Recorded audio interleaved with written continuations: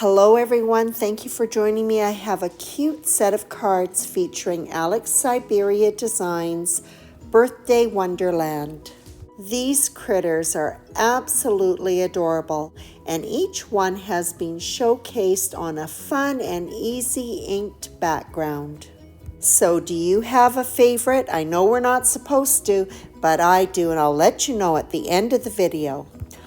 I began by stamping all of the images and sentiments on Neenah Classic Crest 110-pound cardstock. I'm going to be doing my coloring with Copic markers. Although the images were stamped with black VersaFine ink, which is not Copic friendly, I did clear emboss everything.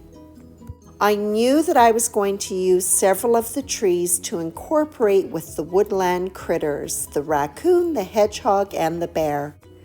The trunk and the treetops are two separate stamps, and I just love how they look when they come together.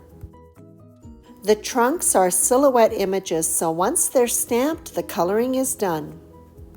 All of these sweet little critter images are just the right size to make for quick and easy coloring. With Copic markers, I color darkest to lightest. Many people will start with their lightest tone and work towards the dark tone, and either way is correct. For me, I find it easiest to start off by putting in the shadow areas, hence starting with the darkest tone. To blend colors together, often I'll put 2 or 3 layers of each color on.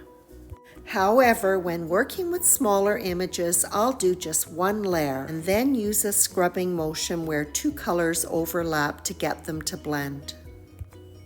I find that often with the lighter tones, you have to be careful with them because they actually will lift off the color from the darker tones, leaving a splotchier look. If that happens, I apply my mid-tone in light flicking motions to even out the color. And now for the last image, the bear. When I colored his left arm, I went a little bit outside of the line, which I tried to fix up with a colorless blender, which obviously made things worse, and I ended up with both red and brown ink bleeding. When this happens, I try not to panic. I knew that I was going to be die cutting him. So I carried on and finished coloring the image. Because the dies leave a nice thin white border, I was then able to take a gel pen and touch up where the ink had spilled over, and you would never have known there was a mess to begin with. All of the accessories were colored simply with a handful of markers. For the white bow and the trim on the bear's hat, I used a combination of W1 and 3 to add in some shadow areas to give them some dimension. I like to use a little bit of low-tack tape to hold my dies in place when they go through the die cutter. There's nothing worse than having your image ruined because the die has slipped as it's gone through the machine. The inside edges of the dies line up with the outside edge of the image. This makes it very easy to position the dies correctly. All of the critters and their sentiments were die cut with 1 pass through the machine. Because I had stamped a number of the treetops and trunks, those took just a little bit longer. The backgrounds for these critters are being created on Bristol Smooth cardstock using Distress Oxide inks. I'm masking off some horizontal lines that are not parallel to one another. I'm leaving a little bit of white space between the stripes. Nothing is consistent. It's meant to be a fun background. For this one, I'm using a combination of spun sugar, tumbled glass, and shaded lilac. This next background has been done with spun sugar, picked raspberry, and candied apple. And this one is being created for my one and only sea creature and is being done up in speckled egg, peacock feathers, and cracked pistachio. For the final background, I've used a combination of bundled sage, lucky clover, and mowed lawn. I wanted to cut these panels with an oval die right away, but the ink of course was not dry. So what I did is I covered the panels with wax paper before die cutting them. This will prevent any of the ink transferring to the top plate. I don't know if you've ever had the experience of die cutting something, not realizing that your top plate is inky and literally ruining a project. The backgrounds are finished up with some spatter using watered down gouache and a fan brush. These backgrounds were quick and easy to make, and most importantly, a lot of fun. White cardstock is being used for the card fronts, and they measure 3 3/4 inches by 5. I've also cut some white sheet foam slightly smaller than the card front, just in case it stretches as it goes through the die cutter. The foam is centered underneath the card front, and then they are both die cut at the same time with an oval die. The inked background is going to be recessed into the card front, so I want to give a little bit of dimension to the critters and the sentiments. The coordinating dies are used to cut white cardstock. There will be 2 additional die cuts for each one. 3 of the sentiments that I've chosen are specific to the critters that will be featured on the card. Hedgehog will go on this background, and the die cut sentiment reads birthday hedgehog, so cute.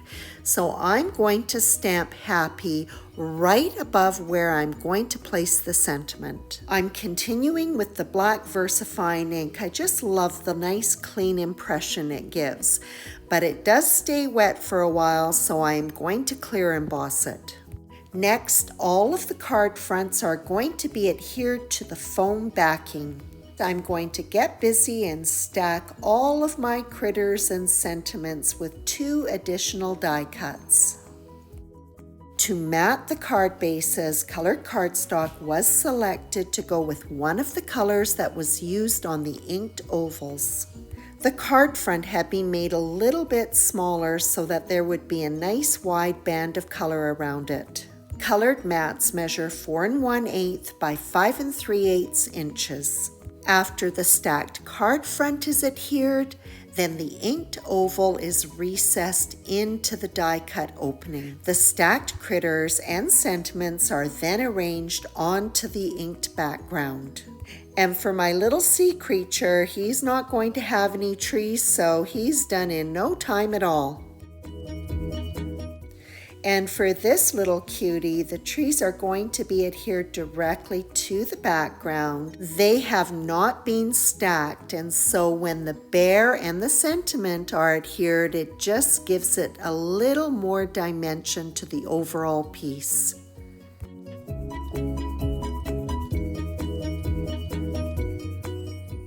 And then the final tree will be adhered to the card front, slightly overhanging the oval die cut opening.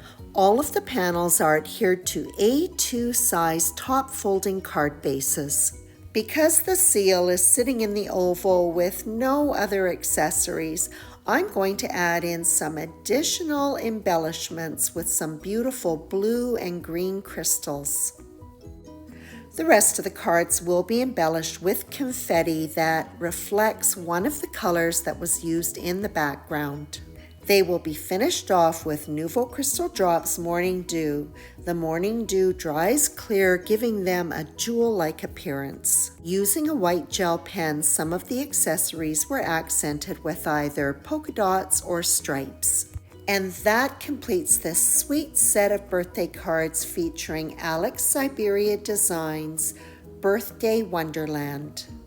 For more details on this cute stamp set with its coordinating dies and all the other fabulous products that have been released, visit alexsyberiadesigns.com. Hope you enjoyed this video, and as always, I appreciate your visit.